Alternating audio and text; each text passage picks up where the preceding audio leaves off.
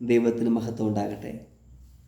ദൈവത്തിൻ്റെ വചനങ്ങൾ എന്നിൽ കൂടി കേട്ടുകൊണ്ടിരിക്കുന്ന എൻ്റെ എല്ലാ സഹോദരങ്ങളെയും എൻ്റെ ദൈവം ധാരാളമായി അനുഗ്രഹിക്കട്ടെ എന്ന് പ്രാർത്ഥിക്കുകയാണ്.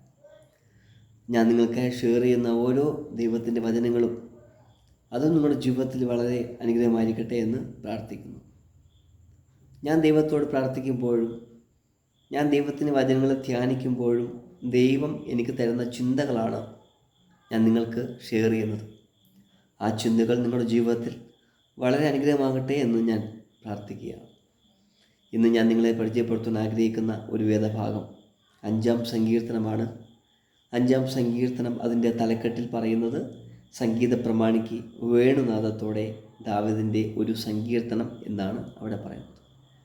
വേണുനാദം എന്ന് പറഞ്ഞാൽ ഊതുന്ന വാദ്യോപകരണങ്ങൾ ഉപയോഗിച്ച് പാടുന്ന സങ്കീർത്തനം എന്നാണ് അതിൻ്റെ അർത്ഥം. 5-ാം സങ്കീർത്തനത്തിൽ അതിൻ്റെ 1-ാമത്തെ വാക്യത്തിൽ ഇപ്രകാരം വായിക്കുകയാണ്: യഹോവേ, എൻ്റെ വാക്കുകൾക്ക് ചെവി തരണമേ, എൻ്റെ ധ്യാനത്തെ ശ്രദ്ധിക്കണമേ, എൻ്റെ രാജാവും എൻ്റെ ദൈവവുമായുള്ളവേ, എൻ്റെ സങ്കടയാചന കേൾക്കണമേ, അങ്ങയോടല്ലോ ഞാൻ പ്രാർത്ഥിക്കുന്നതെന്ന് ദാവീദ് പറയുകയാണ്. ദാവീദ് ദൈവത്തോട് പ്രാർത്ഥിക്കുകയാണ്, ദൈവമേ, എൻ്റെ വാക്കുകൾക്ക് ചെവി തരണമേ. പലപ്പോഴും ദൈവം നമ്മളെപ്പറ്റി ആഗ്രഹിക്കുന്ന നല്ല വാക്കുകളായിരിക്കണം, ദൈവത്തിന് പ്രസാദമുള്ള വാക്കുകളായിരിക്കണം നമ്മുടെ വായിൽ നിന്ന് വരേണ്ടത്. നാം പ്രാർത്ഥിക്കുമ്പോഴും ദൈവത്തിന് പ്രസാദമുള്ള പ്രാർത്ഥനകളായിരിക്കണം. ദൈവത്തിന് പ്രസാദമല്ലാത്ത പ്രാർത്ഥനകൾ ഒരിക്കലും ആ വാക്കുകളെ ദൈവം കേൾക്കുകയില്ല. അത് ദാവീദ് നല്ലവണ്ണം മനസ്സിലാക്കിയിട്ടാണ് ദാവീദ് 4-ാം സങ്കീർത്തനത്തിൽ പറയുന്നത്: എൻ്റെ നീതിയായ ദൈവമേ, ഞാൻ വിളിക്കുമ്പോൾ ഉത്തരമരുളണമേ. നീതിയല്ലാത്ത ഒരു പ്രാർത്ഥനകളും ദൈവം കേൾക്കുകയില്ല. ദൈവം എല്ലാവരെയും സ്നേഹിക്കുന്ന ഒരു ദൈവമായതുകൊണ്ട് പലപ്പോഴും നമുക്കൊരാളോട് വെറുപ്പ് തോന്നിയാൽ, ദേഷ്യം തോന്നിയാൽ, ദൈവമേ അവനെ അനുഗ്രഹിക്കല്ലേ, അവൻ നശിപ്പിക്കണേ എന്ന് നാം പ്രാർത്ഥിച്ചാൽ ആ പ്രാർത്ഥനകളെ ദൈവമല്ല കേൾക്കുന്നത്, അത് പിശാചാണ് ആ പ്രാർത്ഥന കേൾക്കുന്നത്. എപ്പോഴും പിശാച് എപ്പോഴാണ് നമ്മുടെ അടുക്കൽ ഇരിക്കുന്നത് എന്ന് നാം ഒന്ന് ചിന്തിച്ച് നോക്കുകയാണെങ്കിൽ നാം പ്രാർത്ഥിക്കുമ്പോഴാണ് നമ്മുടെ പുറകെ സാത്താൻ ഉണ്ടാകും. കാരണം നമ്മുടെ വാക്കുകൾ ദോഷമുള്ള വാക്കുകളാണെങ്കിൽ സാത്താൻ ആ വാക്കുകൾ പിടിച്ച് ആ വാക്കുകളിൽ നിന്ന്, ആ ശാപത്തിൻ്റെ വാക്കുകളാണ് നാം മറ്റുള്ളവർക്ക് കൊടുക്കുന്നെങ്കിൽ അതേ ശാപം നമ്മുടെ നേരെ തന്നെ വരും. ഉദാഹരണം പറഞ്ഞാൽ, കർത്താവെ അവനെ നശിപ്പിക്കണേ, അവനെ ഇല്ലാതാക്കണേ എന്ന് നാം പ്രാർത്ഥിക്കുമ്പോൾ ആ പ്രാർത്ഥന ദൈവമല്ല കേൾക്കുന്നത്, അത് പിശാചാണ്. ആ പ്രാർത്ഥന കുറച്ചു നാൾ കഴിയുമ്പോൾ ആ ശാപം നമ്മുടെ മേൽ തന്നെ വരുവാൻ തക്കമുണ്ടായിത്തീരും. അതുകൊണ്ടാണ് ദൈവത്തിൻ്റെ വചനം പറയുന്നത്: എൻ്റെ നീതിയായ ദൈവമേ, ഞാൻ വിളിക്കുമ്പോൾ ഉത്തരമരുളണമേ. നീതിയല്ലാത്തതൊന്നും ദൈവം കേൾക്കില്ല, ദൈവം ചെവി പൊത്തിക്കളയും എന്നാണ് ഞാൻ കരുതുന്നത്. കാര്യം നാം ആർക്കും ദോഷമായ ഒരു വാക്ക് പോലും പ്രാർത്ഥിക്കാനോ സംസാരിക്കാനോ പാടില്ല. നമ്മുടെ ജീവിതത്തിൽ നാം ഒന്ന് തിരിഞ്ഞു നോക്കുകയാണെങ്കിൽ എത്രമാത്രം പാവങ്ങളും എത്രമാത്രം കുറവശങ്ങളും നമ്മുടെ ജീവിതത്തിലുണ്ട്. അപ്പോൾ മറ്റുള്ളവനെ ന്യായം വിധിക്കാനും മറ്റുള്ളവനെ കുറ്റം പറയാനും നാം ആരുമല്ല. അപ്പോൾ ദൈവത്തിൻ്റെ വചനം വായിക്കുന്ന: യഹോവേ, എൻ്റെ വാക്കുകൾക്ക് ചെവി തരണമേ, എൻ്റെ ധ്യാനത്തെ ശ്രദ്ധിക്കണമേ, എൻ്റെ രാജാവും എൻ്റെ ദൈവമായുള്ളവേ, എൻ്റെ സങ്കടയാചന കേൾക്കണമേ. എന്നെ കേൾക്കുന്ന സഹോദരങ്ങളെ, നമ്മുടെ വാക്കുകൾ ശരിയാണെങ്കിൽ, നമ്മുടെ വാക്കുകൾ, നമ്മുടെ പ്രാർത്ഥനകൾ ദൈവത്തിൻ്റെ പ്രസാദമാണെങ്കിൽ അവിടെ താഴോട്ട് വായിക്കുന്നു: നമ്മുടെ ധ്യാനത്തെ ദൈവം ശ്രദ്ധിക്കും. നമ്മുടെ വാക്കുകൾ ദൈവത്തിന് പ്രസാദമുള്ളതാണെങ്കിൽ നമ്മുടെ ധ്യാനത്തെ ദൈവം ശ്രദ്ധിക്കും. അവിടെ വായിക്കുന്നത്: എൻ്റെ സങ്കടയാചന കേൾക്കണമേ. നമ്മുടെ വാക്കുകൾ ദൈവത്തിൻ്റെ പ്രസാദമാണെങ്കിൽ നമ്മുടെ സങ്കടയാചനകളെ ദൈവം കേൾപ്പാൻ തക്കൂടെ തീരും.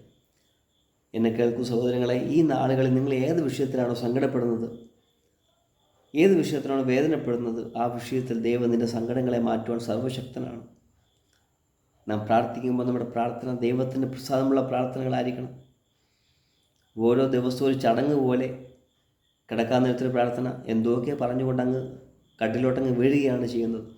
അതല്ല, നമ്മുടെ ഹൃദയം കൊണ്ട് ദൈവത്തോട് പ്രാർത്ഥിക്കണം: ദൈവമേ, എൻ്റെ വാക്കുകൾ ചെവി തരണമേ, എൻ്റെ ധ്യാനത്തെ ശ്രദ്ധിക്കണമേ, എൻ്റെ രാജാവും എൻ്റെ ദൈവമായുള്ളവേ, എൻ്റെ സങ്കടയാചന കേൾക്കണമേ. ഓരോ ദിവസങ്ങളും നമ്മുടെ സങ്കടങ്ങളെ ദൈവത്തോട് പറയണം. പ്രാർത്ഥന എന്ന് വെച്ചാൽ വേറെ ആരെയും പറ്റി നമ്മളൊന്നും പറയുന്നില്ല, ആരെയും കുറ്റം പറയുന്നതായിരിക്കരുത് പ്രാർത്ഥന. നമ്മുടെ വിഷമങ്ങളും നമ്മുടെ സങ്കടങ്ങളും നമ്മുടെ മക്കളുടെ കാര്യങ്ങളും ഭർത്താവിൻ്റെ കാര്യങ്ങൾ, കുടുംബത്തിൻ്റെ കാര്യങ്ങളൊക്കെ ദൈവത്തോട് പറയാം. എന്തും ദൈവത്തോട് പറയാം. ദൈവം എല്ലാം കേട്ടുകൊണ്ടിരിക്കും. നമ്മുടെ വാക്കുകൾ ദൈവം ശ്രദ്ധിച്ച് കേട്ടുകൊണ്ടിരിക്കും. ദൈവത്തിൻ്റെ വചനം ഇങ്ങനെ വായിക്കുന്നു: തന്നെത്താൻ അനുഗ്രഹിക്കുന്നവൻ സത്യദൈവത്താൽ തന്നെ അനുഗ്രഹിക്കപ്പെടും. ഒന്നുകൂടെ പറയാം: തന്നെത്താൻ അനുഗ്രഹിക്കുന്നവൻ സത്യദൈവത്താൽ തന്നെ അനുഗ്രഹിക്കപ്പെടും. നാം നമ്മെ തന്നെ അനുഗ്രഹിക്കണം. ഓരോ ദിവസവും രാവിലെ ഉറക്കണിക്കുമ്പോൾ ദൈവമേ ഇന്ന് എന്നെ അനുഗ്രഹിക്കണമേ എന്നുള്ള വാക്കുകളോട് എഴുക്കുക. നമുക്കിഷ്ടമില്ലാത്ത ഒരാളെ കണി കണ്ടാൽ നാം പറഞ്ഞ വാക്കെന്താ? ഇന്നത്തെ ദിവസം ഒഴിഞ്ഞു, ഇന്ന് പോക്കായി. ഒരിക്കലും നമുക്കങ്ങനെ പറയാൻ പാടില്ല. നമ്മെ തന്നെ നാം സ്നേഹിക്കണം. തന്നെത്താൻ തന്നെ ദൈവത്തിൻ്റെ വചനം പറയുന്നത് പോലെ തന്നെത്താൻ അനുഗ്രഹിക്കുന്നവൻ സത്യദൈവത്തെ തന്നെ അനുഗ്രഹിക്കപ്പെടും. നാം നമ്മെ തന്നെ അനുഗ്രഹിക്കണമെന്നാണ് ദൈവത്തിൻ്റെ വചനം വായിക്കുന്നത്.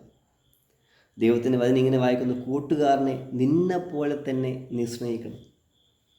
നമുക്ക് നമ്മോട് സ്നേഹമില്ലായിരുന്നാൽ എങ്ങനെ കൂട്ടുകാരനെ സ്നേഹിക്കും? ആദ്യം നാം നമ്മെ തന്നെ സ്നേഹിക്കണം. നമ്മുടെ കഴിവുകളെ നാം മനസ്സിലാക്കണം. നാം ദൈവത്തോട് പ്രാർത്ഥിക്കണം. ഓരോ ദിനങ്ങളും പ്രാർത്ഥന നമ്മുടെ ജീവിതത്തിൽ കൂടുമ്പോൾ ദൈവം നമ്മെ അനുഗ്രഹിക്കുക തന്നെ ചെയ്യും. എപ്പോഴും ഒരിടത്തിരുന്നുകൊണ്ട് പ്രാർത്ഥിക്കാനല്ല ഞാൻ പറയുന്നത്. നാം ജോലി ചെയ്യുമ്പോഴും വാഹനം ഓട്ടിക്കുമ്പോഴും നമ്മുടെ മനസ്സിനകത്ത് ദൈവത്തോടുള്ള പ്രാർത്ഥന എപ്പോഴും ഉണ്ടാവണം. അങ്ങനെ ഉണ്ടായാൽ ഒരിക്കലും ഒരു അപകടങ്ങളോ ഒരു പ്രശ്നങ്ങളോ നമുക്കുണ്ടാവുകയില്ല. എപ്പോഴും ദൈവത്തിൻ്റെ സാന്നിധ്യം നമ്മുടെ കൂടെ ഉണ്ടാവും. അവിടെ വായിക്കുന്നത്: യഹോവേ എൻ്റെ വാക്കുകൾക്ക് ചെവി തരണമേ, എൻ്റെ ധ്യാനത്തെ ശ്രദ്ധിക്കണമേ. നമ്മുടെ വാക്കുകൾ ശരിയാവുമ്പോൾ ദൈവം നമ്മുടെ ധ്യാനത്തെ കേൾക്കും.